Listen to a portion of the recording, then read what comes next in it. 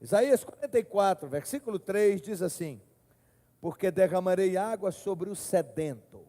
Tem sedento aqui? Tem alguém com sede de Deus aqui? E derramarei torrentes sobre a terra seca. Derramarei o meu espírito sobre a tua posteridade. Está falando da sua família, está falando da sua descendência, está falando dos seus, aqueles que virão após você, sua posteridade. E a minha bênção sobre os teus descendentes, dê um glória a Deus. Isaías 64, versículo 1 e seguintes diz assim, isso aqui é uma oração do profeta Isaías: ó, se fendesses os céus e descesses, se os montes tremessem na tua presença, como quando o fogo inflama os gravetos, como quando faz ferver as águas, para fazeres notório o teu nome aos teus adversários, de sorte que as nações tremessem na tua presença, quando fizestes coisas terríveis que não esperávamos, desceste, e os montes tremeram diante da tua presença, porque desde a antiguidade, diga comigo, desde a antiguidade, não se ouviu, nem com ouvidos se percebeu, diga bem forte, nem com olhos se viu, Deus, além de ti, que trabalha para aquele que nele espera. Sais ao encontro daquele que com alegria pratica a justiça, daqueles que se lembram de ti nos seus caminhos. Eis que tirastes, porque pecamos, por muito tempo temos pecado e havemos de ser salvos? É uma pergunta. Mas todos nós, ouça igreja, somos como um imundo, e todas as nossas justiças como trapo de imundícia. Todos nós murchamos como a folha, e as nossas iniquidades como um vento nos arrebatam. Já ninguém há que invoque o teu nome, que ore, que se desperte e que te detenha. Porque esconde de nós o rosto e nos consomes por causa das nossas iniquidades? Mas agora, ó Senhor, Tu és o nosso Pai, diga, Tu és o meu Pai. Nós somos o barro, e Tu o nosso oleiro, e todos nós, obras das Tuas mãos. Aí o profeta conclui dizendo: não te enfureças tanto, ó Senhor, nem perpetuamente te lembres da nossa iniquidade. Olha, pois nós te pedimos, todos nós somos o teu povo. Ezequiel 37, versículo 1 e seguintes: veio sobre mim a mão do Senhor, e Ele me levou pelo Espírito do Senhor e me deixou no meio de um vale que estava cheio de ossos secos. E Ele me fez andar ao redor dos ossos. Eram muito numerosos na superfície do vale e eles estavam sequíssimos. Então me perguntou: filho do homem, acaso poderão reviver estes ossos? Respondi: Senhor Deus, o Senhor é que sabe.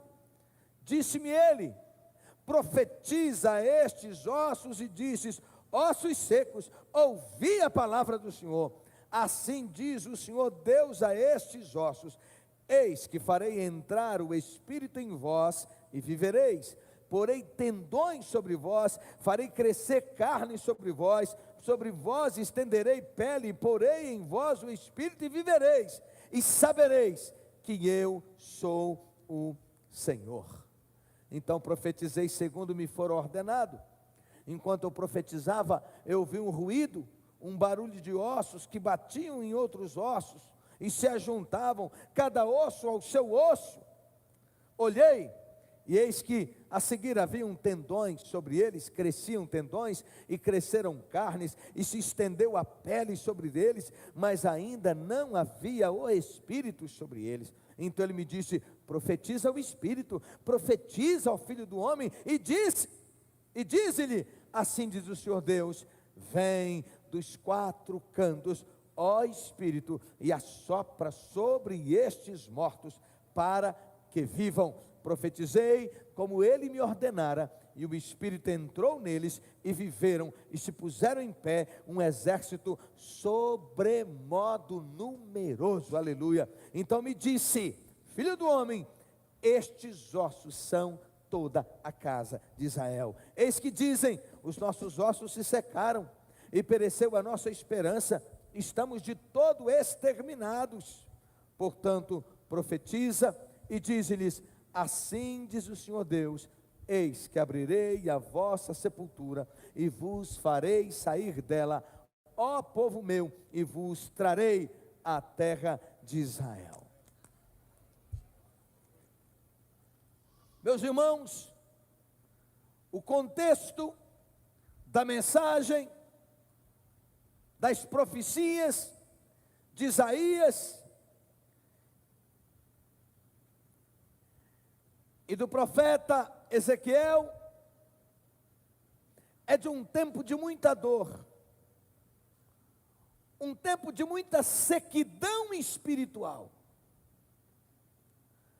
Deus levantava os profetas para chamar o povo ao arrependimento, para chamar o povo para se converter dos seus maus caminhos, para chamar o povo para orar, para jejuar, para se dobrar, para se quebrantar diante de Deus, abandonar a prática do pecado. E no entanto, cada vez mais Israel copiava as nações ímpias, cada vez mais Israel copiava o paganismo, cada vez mais Israel cedia ao pecado, e cada vez mais se distanciava de Deus, e por isso eles estavam morrendo espiritualmente. É por isso que Isaías, ele chama, dizendo para o Senhor: Senhor, fenda os céus, e desce sobre o teu povo, como o fogo desce sobre a lenha seca, desce, muda a nossa sorte. No entanto, o povo continuava de coração duro, de coração distante, sendo dominado pelo pecado, sendo dominado pelos desejos. Ezequiel é outro profeta, e esse já encarando o exílio,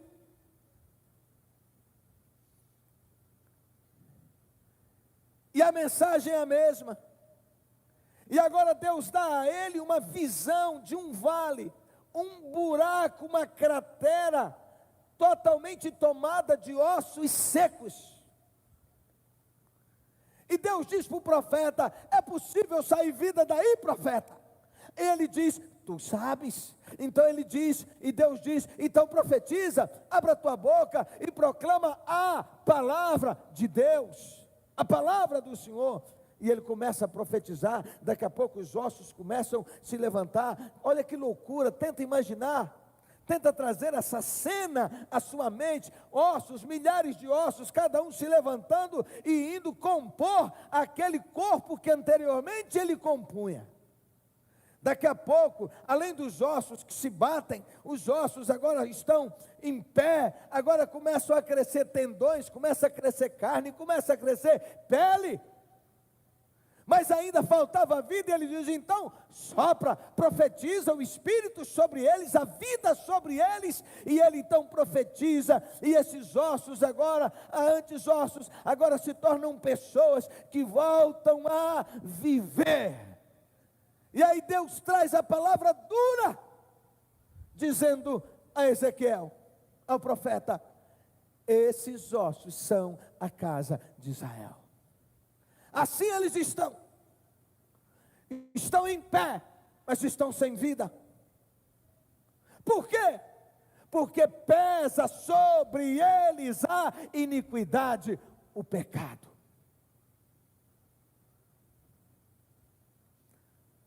Portanto, meus irmãos, há uma urgente necessidade de nos voltarmos para Deus. Isaías diz que o Senhor declara que Ele vai derramar chuva sobre o sedento, o seu espírito sobre o sedento. E isso então fala de avivamento. No Antigo Testamento, avivamento queria dizer soprar, dar alento, fazer viver. No Novo Testamento quer dizer, ou queria dizer, reviver, reaviver, renovar ou reavivar. Assim sendo, repita após mim, por favor. Avivamento é um sopro, o mover do Espírito Santo sobre um indivíduo, uma igreja ou um país. E eu quero te dizer que a palavra de Deus tem o poder de reavivar. Eu quero te dizer que Deus tem muito mais para você viver. Eu quero te dizer que tem o melhor de Deus para a sua vida. Eu estou falando de intimidade, eu estou falando de comunhão, eu estou te falando de doçura, da presença de Deus, comunhão com o Altíssimo.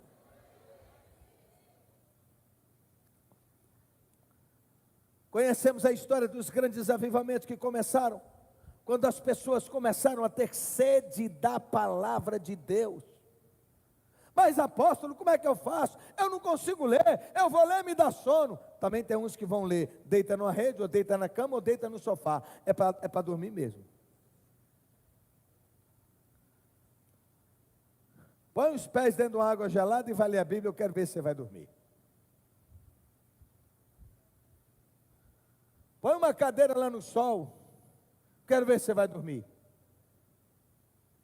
O fato é que nós devemos amar a palavra de Deus. A palavra de Deus tem que entrar no nosso coração. Nós temos que ler até ter alegria em ler, até ter prazer em ler, até que toda essa frieza espiritual, essa crosta espiritual seja quebrada, derretida pelo fogo da presença de Deus, e a gente comece a ler então, e a palavra comece a brilhar diante de nós.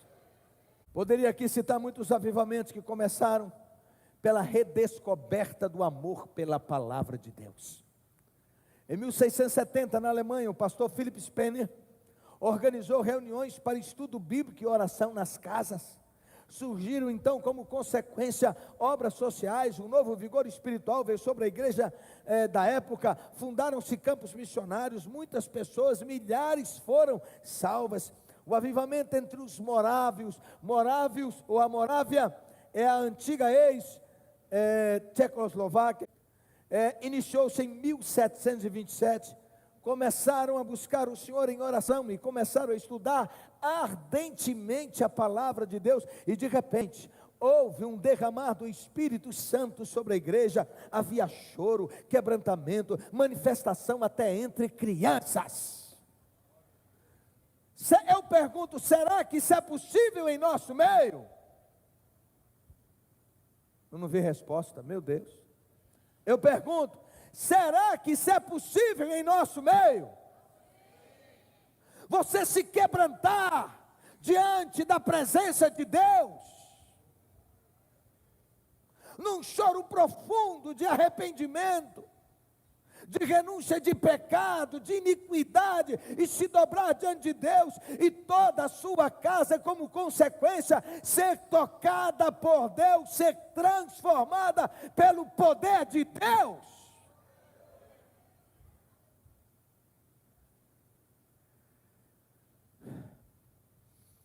Os morávios iniciaram um ministério de oração contínua que durou 100 anos. Na Inglaterra, John Wesley foi um instrumento de Deus para mudar a história da igreja. Homem de oração, deu ênfase ao estudo bíblico, opôs-se ao álcool, à guerra, à escravidão. Ele encarou os problemas da sua geração, da sua época. Ele foi voz profética. Ele levantou-se dizendo, proclamando as verdades de Deus e se opondo a todo tipo de iniquidade que existia na sociedade. milhares foram alcançados pelo poder de Deus através do ministério de John Wesley. Reavivamento começa quando a palavra começa a ser profetizada. Versículo 3, Deus pergunta ao profeta: homem mortal, será que esses ossos podem ter vida de novo? O profeta responde: Senhor meu Deus, o Senhor é quem sabe se podem viver ou não. Isso depende do Senhor, da palavra do Senhor, da boca do Senhor. E o Senhor então diz: então profetiza para estes ossos.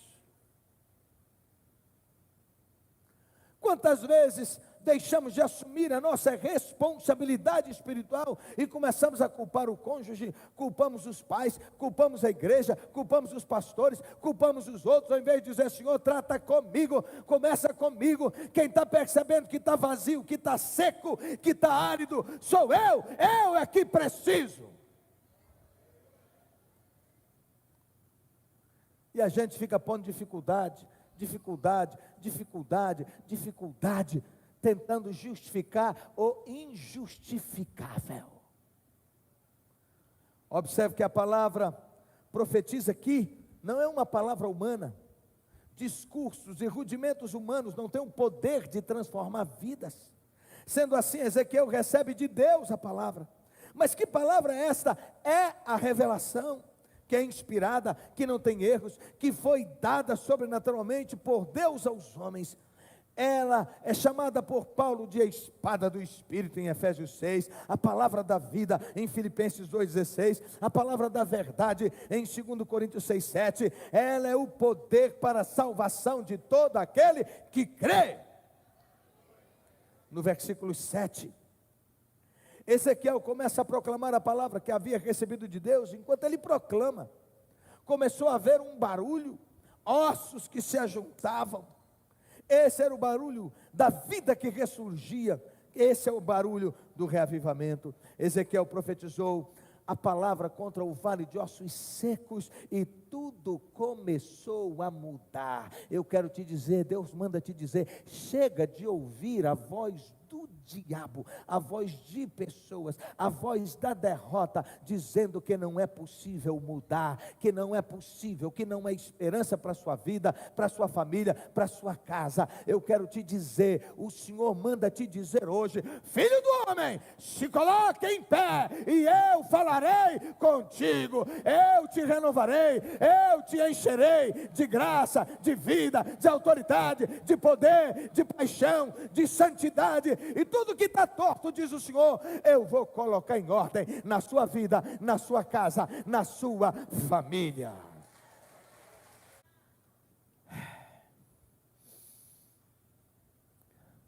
Em Ezequiel 37, aprendemos que o reavivamento faz ressurgir um exército forte e espiritualmente comprometido. Versículo 10 diz assim: profetizei como ele me ordenara, e o Espírito entrou neles, e viveram, e se puseram em pé, um exército sobremodo numeroso. O que antes era apenas osso, ganha vida, vira gente e forma um exército. Portanto, eu quero te dizer que é um grande soprar de Deus preparado para as nossas vidas, e Deus vai tirar todo o empecilho, se Ele encontrar em você um coração sedento.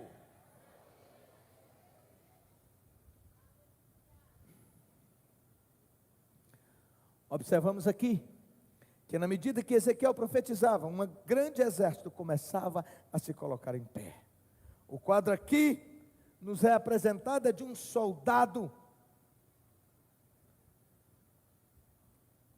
É que um soldado não pode estar caído no campo da batalha, mas ele precisa estar de pé. Nas batalhas antigas, quando um exército se punha em marcha, o barulho de milhares de soldados marchando era intimidador. Alguns inimigos ficavam assombrados pelo simples fato de poderem ouvir o grande barulho assombroso produzido por soldados que estavam em marcha. Mas lembramos que os soldados caídos não marcham, apenas os soldados que estão em pé. E eu quero te dizer, eu estou olhando para um poderoso exército. um exército que vai se levantar no poder de Deus, e vai marchar, e vai caminhar, e vai romper todos os grilhões espirituais. Quando os soldados estão feridos no campo de batalha, quantos ficaram caídos? Quantos soldados estão se sentindo fracos? Estou falando contigo. É hora de mudar esta realidade. Estamos em tempo onde Deus levantará um grande e poderoso exército para saquear o inferno de vidas que estão sendo destruídas por Satanás. No livro Os Caçadores de Deus, seu autor é enfático quando diz: o Senhor não vai derramar seu espírito onde não há fome dele, e isso é fato. A quem será derramado o Espírito Santo de Deus? Diga: aos famintos. E a pergunta é: você é esse faminto? Você é essa pessoa? Se você é, olhe para mim, por favor.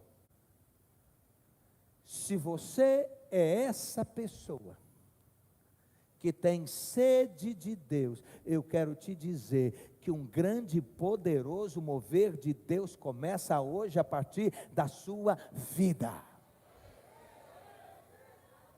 Haverá cada vez mais manifestações dos dons e do Espírito Santo. Quem traz o avivamento é o Espírito Santo, e quando ele vem com todo o poder, haverá claras evidências dos dons do Espírito e do fruto do Espírito. Haverão mudanças. Dê um glória a Deus. Diga: vai mudar. A minha vida vai mudar.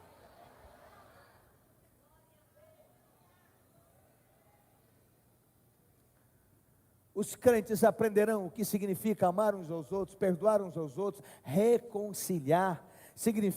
Aprenderão o que significa servir. Haverá uma graça tão grande para servir, uma alegria em servir. As disputas vão acabar, aleluia. Cada um vai proferir em honra um ao outro, cada um vai desejar a presença do outro, e da sua boca sairão palavras de vida.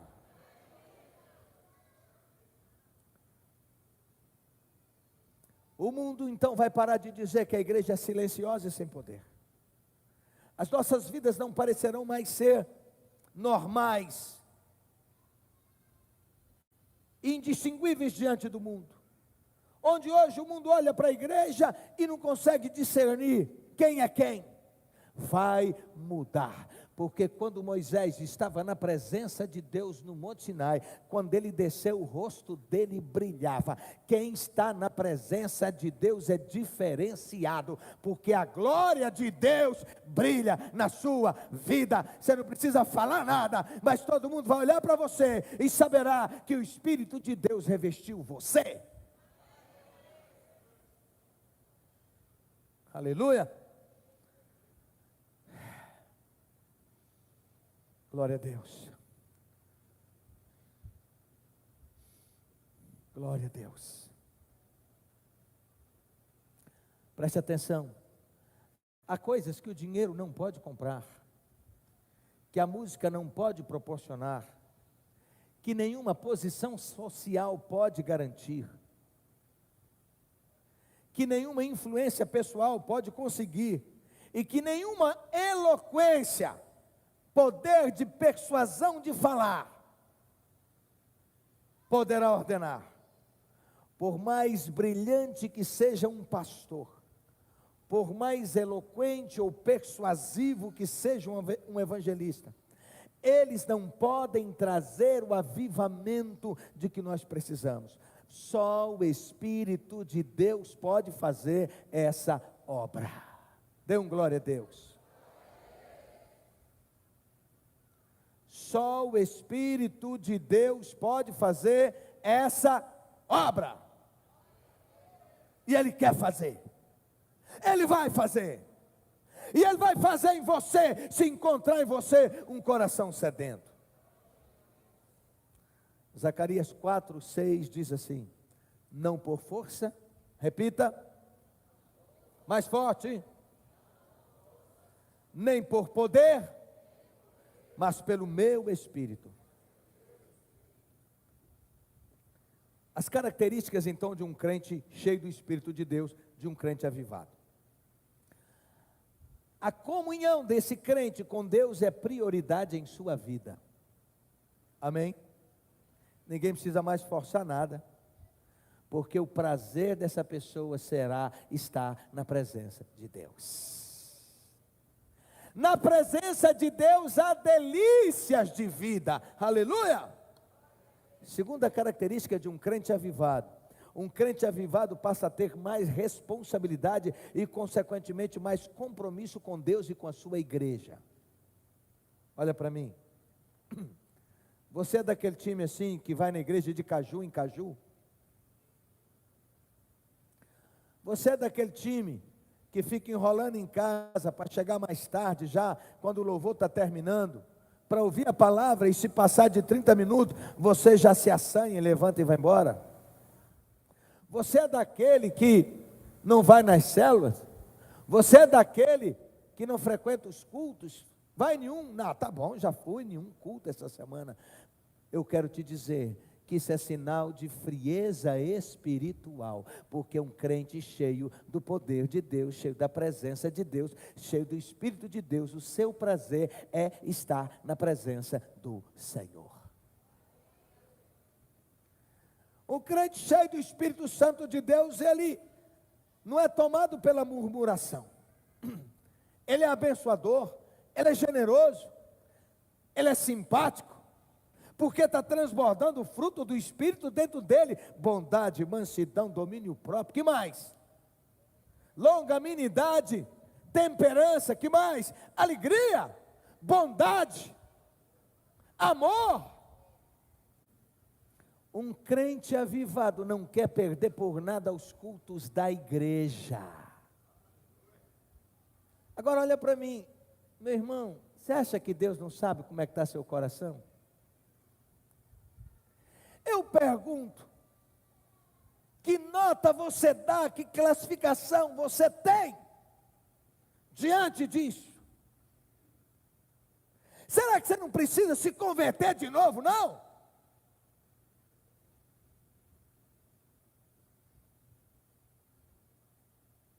Um crente avivado, ele é voluntário para qualquer trabalho na igreja. Ele tem prazer de servir. Conta comigo, eu estou aqui, eu quero servir, eu quero fazer, eu quero participar, eu quero estar na comunhão dos santos.